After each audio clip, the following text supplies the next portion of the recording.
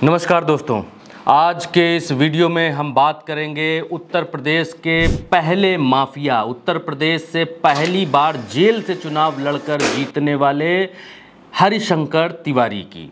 तो दोस्तों, उत्तर प्रदेश में हरिशंकर तिवारी को रोकने के लिए पहली बार ये हुआ था कि गैंगस्टर एक्ट बनाना पड़ा था। आज उस पहले बाहुबली, उस पहले माफिया हरिशंकर तिवारी की बात करेंगे और जानेंगे कि हरिशंकर तिवारी ने उत्तर प्रदेश में कैसे बाहुबल को स्थापित किया, क्योंकि हरिशंकर तिवारी का निधन हो गया है। और अब आपको इस वीडियो में ज़रूर जानना चाहिए कि हरिशंकर तिवारी ने कैसे कैसे और कहां कहां से क्या क्या करके उत्तर प्रदेश में बाहुबल वाली राजनीति को जन्म दिया।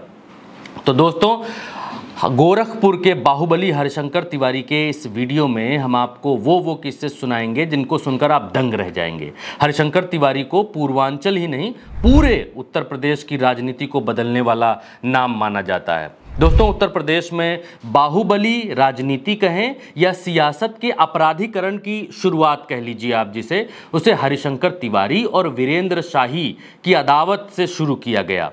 दोस्तों, उत्तर प्रदेश में पहली बार माफिया शब्द का इस्तेमाल भी पूर्वांचल के बाहुबली हरिशंकर तिवारी के लिए ही किया गया। हरिशंकर तिवारी गोरखपुर के बड़हलगंज क्षेत्र के टांडा गांव के रहने वाले थे और बात 80 के दशक की है, जब छात्र राजनीति में दो युवाओं ने पूर्वांचल की राजनीति पर अपनी छाप छोड़नी शुरू की। एक तरफ थे वीरेंद्र शाही, जो ठाकुर लॉबी के अगुआ थे, जो गोरक्ष पीठ के समर्थक थे, और दूसरी तरफ थे हरिशंकर तिवारी, जो ब्राह्मणों के नेता बनकर उभरे। दोनों की अदावत ने देखते ही देखते पूरे पूर्वांचल में, पूरे क्षेत्र में ब्राह्मण और ठाकुर लॉबी को अलग अलग करना शुरू कर दिया। दोनों ही अपराध की दुनिया में अपनी अपनी धाक जमाते गए और इसी के साथ शुरू हुआ गैंग वॉर का सिलसिला, क्योंकि दोनों ही मजबूत नेता थे, दोनों ही मजबूत माफिया थे, और जब दोनों तरफ लोहा होता है तो लोहा लोहे से टकराता जरूर है। और आगे की कहानी यह है कि गोरखपुर में उत्तर पूर्व रेलवे का मुख्यालय है। यहाँ से रेलवे का टेंडर हासिल करने के लिए माफियाओं में बड़ी होड़ मची रहती है। तिवारी और शाही गैंग ने इस होड़ में दुश्मनी की सारी हदें लांघ दी, सारी हदें पीछे छोड़ दी। हाल ये हुआ कि गैंग वॉर की धमक लखनऊ तक सुनाई देने लगी। उत्तर प्रदेश में तब वीर बहादुर सिंह की सरकार हुआ करती थी, वो भी गोरखपुर के ही रहने वाले थे। और कहा जाता है कि इन दोनों यानी वीरेंद्र शाही और हरिशंकर तिवारी की गैंग को कंट्रोल करने के लिए ही यूपी में पहली बार गैंगस्टर एक्ट लागू किया गया। हाँ, वही गैंगस्टर एक्ट जिसे आज की योगी सरकार माफियाओं के खिलाफ इस्तेमाल करती हुई अखबारों पर, टीवियों पर दिखाई और सुनाई देती है आपको। अब आगे कहानी में हुआ ये कि जब गैंगस्टर एक्ट लागू हो गया तो पुलिस सख्ती करने लगी और हरिशंकर तिवारी पर कई केस लग गए। लेकिन हरिशंकर तिवारी रुकने वाले कहां थे। 1985 का वो दौर था जब हरिशंकर तिवारी जेल में बंद थे। 80 के दशक में उनके खिलाफ जितने मुकदमे हुए, यानी हत्या की साजिश, किडनैपिंग, लूट, रंगदारी, इन जो तमाम मुकदमे उनके ऊपर दर्ज हुए, उन मुकदमों के चक्कर में उनको जेल जाना पड़ा। और जेल से ही उत्तर प्रदेश की सियासत को बदलने वाला पहला ऐसा चुनाव लड़ा और चुनाव लड़कर जेल से ही जीता और उत्तर प्रदेश को दिखा दिया कि जेल से भी कोई चुनाव लड़कर जीत सकता है। और हरिशंकर तिवारी जेल से निर्दलीय प्रत्याशी के तौर पर चुनाव लड़ा था और प्रचंड बहुमत के साथ जीतकर सबको चौंका दिया था। पहली बार उस समय दोस्तों, पहली बार उस समय यूपी की जनता ने जाना था कि जेल से भी लड़कर कोई जीत सकता है। इसके बाद हरिशंकर तिवारी ने कभी पीछे मुड़कर नहीं देखा। 3 बार कांग्रेस के टिकट पर चुनाव जीता।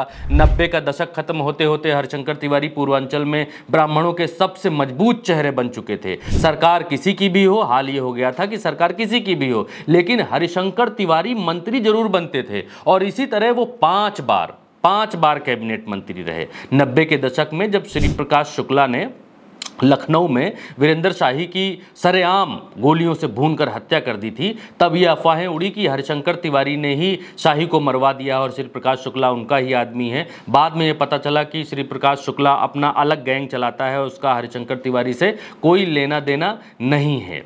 हरिशंकर तिवारी 6 बार विधायक रहे, यूपी सरकार में 5 बार, जैसा कि मैंने आपको बताया 5 बार कैबिनेट मंत्री रहे। यहाँ तक कि एक दिन की सीएम जो बने थे उत्तर प्रदेश में जगदम्बिका पाल, उनकी कैबिनेट में भी हरिशंकर तिवारी का नाम था, लेकिन एक दिन के सीएम थे तो उसमें मंत्री क्या ही बनते। हरिशंकर तिवारी कल्याण सिंह की सरकार में मंत्री रहे, राम प्रकाश शुक्ला की सरकार में मंत्री रहे, राजनाथ सिंह जब उत्तर प्रदेश में मुख्यमंत्री बने तो उनकी सरकार में भी मंत्री रहे, और मायावती की सरकार में भी मंत्री रहे, और फिर जब मुलायम सिंह यादव की सरकार आई उसमें भी हरिशंकर तिवारी मंत्री रहे। वीरेंद्र शाही से अदावत के चलते हरिशंकर तिवारी की कभी भी गोरक्ष पीठ से संबंध अच्छे नहीं बने, क्योंकि वीरेंद्र शाही गोरक्ष पीठ के माने जाते थे और वीरेंद्र शाही से इनकी अदावत चलती थी, इनकी दुश्मनी चलती थी, तो इसलिए गोरक्ष पीठ से इनका हमेशा 36 का आंकड़ा ही रहा। वही गोरक्ष पीठ जिसको आप योगी आदित्यनाथ जिसके मुखिया रहे।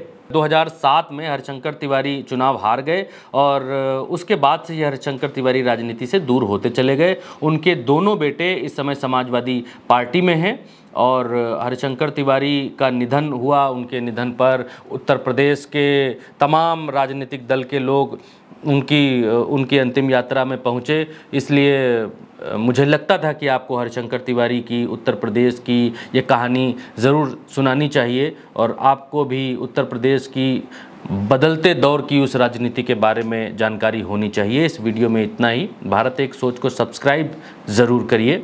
नमस्कार दोस्तों, यूपी की धुआंधार राजनीतिक खबरों के लिए भारत एक सोच को सब्सक्राइब जरूर करिए और बगल वाली घंटी जरूर दबाइए, क्योंकि अगर आप एक बार नोटिफिकेशन बेल दबा देंगे तो आपको हमारे नए वीडियो की सूचना बिल्कुल मुफ्त में मिल जाएगी और आप जब चाहे जानकारी से भरा वीडियो अपनी मर्जी के मुताबिक देख पाएंगे। चलते हैं। जय भीम, जय भारत।